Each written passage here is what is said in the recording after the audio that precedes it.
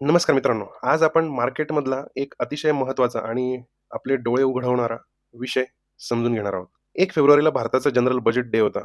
बजेटमध्ये फारशा निगेटिव्ह बातम्या ज्या आहेत त्या नव्हत्या. न्यूट्रल बातम्या आहे असं म्हटलं तरी चालेल. तरीसुद्धा जवळ-जवळ निफ्टी जो आहे तो 800 पॉइंटनी खाली आला होता एक वेळेला हायवरून आणि सेन्सेक्स जो आहे, तर सेन्सेक्स जवळ-जवळ 2600 पॉइंटनी खाली आलेला होता आणि आजचा दिवस जो आहे 3 फेब्रुवारी, 2 फेब्रुवारीला ह्या ठिकाणीच रॅली एक सुरू झालेली होती. भारत आणि अमेरिकेची ट्रेड डील जी आहे ती कंप्लीट झाली. रात्री 10 वाजता ही बातमी आलेली आहे. मार्केट जबरदस्त गॅप अप ओपन झालेलं आहे. आता प्रश्न हा आहे, की हे सगळं जे आहे ते नुसता योगायोग आहे का? की हा एक नियोजित ऑपरेटरचा एक गेम होता? मला हे सगळ्या आपल्या कम्युनिटी सोबत शेअर करावंसं वाटलं. कारण की ज्यावेळेला ट्रेड डीलची बातमी आली रात्री 10 वाजता, त्याच वेळेला मला वाटलं, की म्हटलं आता उद्याच्या दिवशी मार्केट एकदम सुसाट असणार आहे आणि हा जो परवाचा जो फॉल आलेला होता, सेलिंग प्रेशर आलेलं होतं, तर ते कुठेतरी ऑपरेटरचा गेम केला असणार, तर ह्याची मला त्यावेळेला लगेच शंका आली. मार्केटमध्ये ह्या सगळ्या घटना ज्या आहेत, त्या आपल्याला पुन्हा वारंवार घडत राहणारच. तर त्याच्यासाठी कोरिलेट व्हावं म्हणून त्या उद्देशाने हा व्हिडिओ जो आहे तो मी बनवतोय. बजेटच्या दिवशी बघा, रिटेल ट्रेडर जे आहेत, त्याची एक अपेक्षा असते साधारणतः, की बजेटमध्ये काहीतरी चांगलं येईल आणि मार्केट जे आहे ते वरती जाईल. परंतु मार्केट जे आहे ते नेमकं उलटं करतंय त्या दिवशी. बजेट साधारणतः आधीच ऑपरेटरला, मार्केटला माहिती होतं आणि मेजर प्लेयर्स ते त्याच्यामुळे आधीच त्यांची पोझिशन घेऊन जे तयार करून बिल्ड करून जे ते ठेवतात. आणि मग क्रॅश का बरं आलेला आहे? तर फिअर क्रिएट करण्यासाठी. म्हणजे वीक हँड्स जे आहेत, वीक हँड्स म्हणजे घाबरणारे लोक. रिटेल ट्रेडर जो तो जनरली घाबरतो. तर वीक हँड्सकडून जे ते शेअर्स आता हा तर ट्रेड इंडेक्सचा आहे, परंतु बऱ्याचशा स्टॉक्समध्ये चांगले-चांगले स्टॉक्स जे आहेत ते सुद्धा 2-2, 3-3% नी त्या दिवशी पडले होते. तर वीक हँड्सकडून ते शेअर्स काढून घेण्यासाठी घेणार कोण? तर मग मोठे प्लेयर्स जे आहेत ते घेणार. आणि स्टॉप लॉस जर आपले हिट होत असतील, तर आपल्याला फोर्स सेलिंग करायला लावण्यासाठी जे आहे ते हा मार्केटचा क्रॅश जो आहे तो 1 तारखेला बजेटच्या दिवशी जे आहे ते आला होता. याला म्हटलं तर लिक्विडिटी हंटिंग. जर समजा मार्केटमध्ये तुम्हाला पुढची कल्पना आहे, की मार्केट खूप वरती जाणार आहे, तर ह्या ठिकाणी कोणीतरी सेलिंग करणारं आलं पाहिजे. त्याच्यासाठी रिटेल ट्रेडरला मुद्दाम सेलिंग करण्यासाठी भाग पाडलं जातं. याला म्हटलं तर लिक्विडिटी हंटिंग. तर या ठिकाणी लिक्विडिटी केली जाते आणि या ठिकाणावरून बरोबर लगेच बायिंग प्रेशर येतो. या ठिकाणी जे सगळं सेलिंग झालेलं असतं, तर ते सेलिंग सगळं ॲब्सॉर्ब केलं जातं या मोठ्या बुलिश कॅन्डलने, हॅमर कॅन्डलने आणि इथं पोझिशन ज्या आहेत त्या क्रिएट केल्या जातात. ऑपरेटरची ही जी स्ट्रॅटेजी आहे, तर ती आपल्याला समजून घेणं खूप महत्त्वाचं आहे. आपल्या मनात ती कायम असली पाहिजे. अशा इन्सिडेंट्स घडल्यानंतर आपण त्याच्यानुसार आपली रिस्क प्रॉपर मॅनेज करून ट्रेड जे आहे ते करायला पाहिजे. ऑपरेटर जे आहे ते कधीच ट्रेड जे आहे ते बातमीवर ट्रेड नाही करत. ते एक्स्पेक्टेशन आणि इमोशनवर ट्रेड करतात. बजेट डेच्या दिवशी त्यांनी काय केलं तर पॅनिक सेलिंग क्रिएट केली. न्यूज न्यूट्रल होती. खूप काही अशा निगेटिव्ह बातम्या नव्हत्या. फक्त एस-टी-टी जो आहे तो थोडासा वाढवला.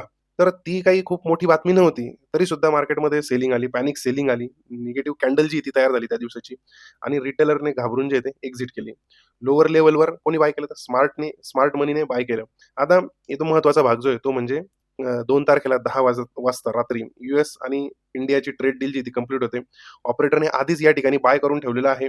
न्यूज जी आहे ती पॉझिटिव्ह येणार आहे त्यांना माहिती होतं आणि गॅप अप ऑलमोस्ट होणार आहे हे त्यांना माहितीच होतं किंवा होऊ शकतं असं त्यांना माहिती असेल.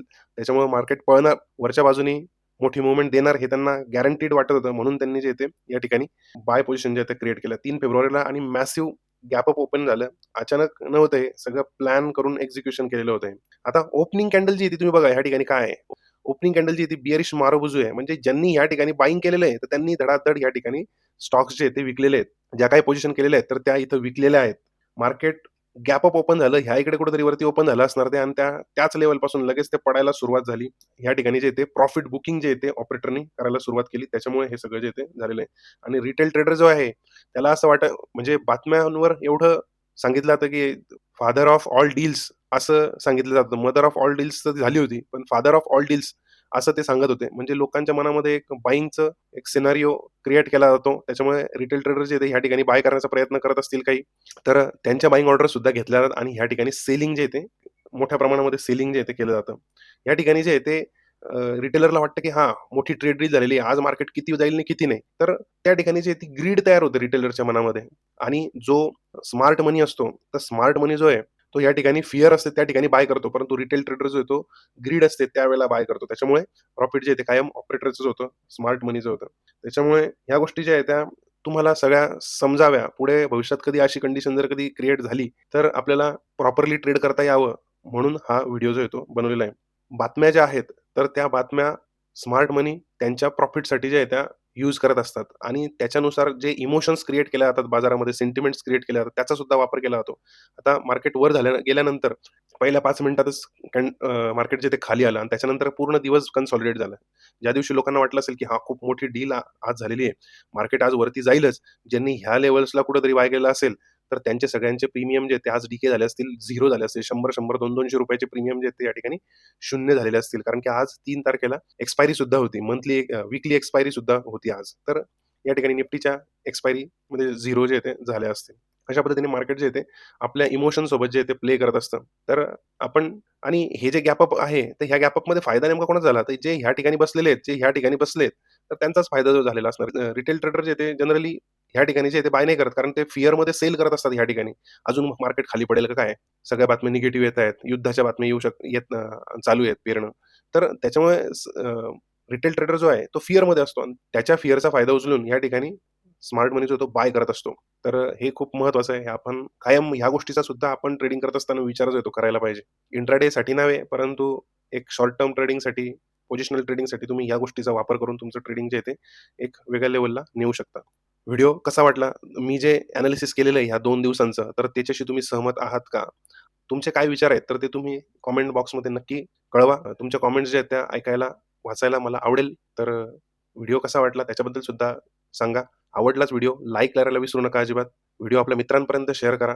असं कंटेंट जे आहे ते क्वचित कोणीतरी देत असेल YouTubeवर, तर जो प्रयत्न आहे त्या प्रयत्नाला फक्त एक लाईक तुम्ही द्या. धन्यवाद.